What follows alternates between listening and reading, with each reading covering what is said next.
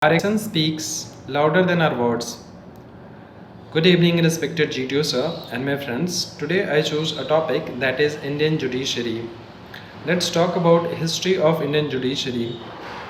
The judiciary is mentioned in Article 124 to 147 under the Constitution of India, and the role of judiciary is to maintain the law and implement the law on ground level.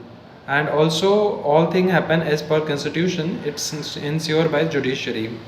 Now let's talk about the history. In history, we know that under the Regulating Act of 1773, Supreme Court established as a court of record. That time it was given full power and authorities. After that, in 1800, under the King George, there is Court of Madras and Court of Kolkata established. And in 1949, the Supreme Court held up first time on 28th Jan after the making constitution. And if we talk about present status, earlier there was only 8 judge in Supreme Court, but now there is 34 judge in Supreme Court. Now if we talk about how this judiciary runs, basically judiciary run on 3-tier system. The first is Supreme Court, the second is High Court, and the third is district courts. And also the other courts are there, for example, labor court and regulation court, and also tribunal courts. Now if we talk about what are the challenges faced by judiciary, basically the challenges faced by judiciary is that 73,000 cases are there for one judge. 73,000 people are there for one judge.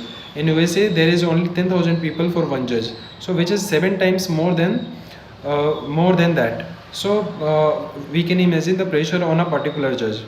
And also we have seen that there is collegium system in which senior judge and also the two most senior judge of Supreme Court give the name of the judges or the advocate which is going to be appointed in Supreme Court or High Court or anywhere. So there is a dispute between the NJAC and also regarding the executive and judiciary is going on. Now if we talk about the third challenge faced by the judges is that they do not have the modern technologies. They are still working on papers, and most of the paper files are submitted. Now also if we talk about the solution part, I would like to say that courts should be open throughout the year, and also the number of judges in the Supreme Court should be increased, and also the needs to be modernization of the judges. And also our Indian government or our tribunals our courts should appoint a fast track courts to resolve the cases. Also we know that if there is a civil case, it is going to take if we talk about criminal case, it is going to take 30 years to resolve our pending cases. We all know that 3 crore cases are pending in the judiciary.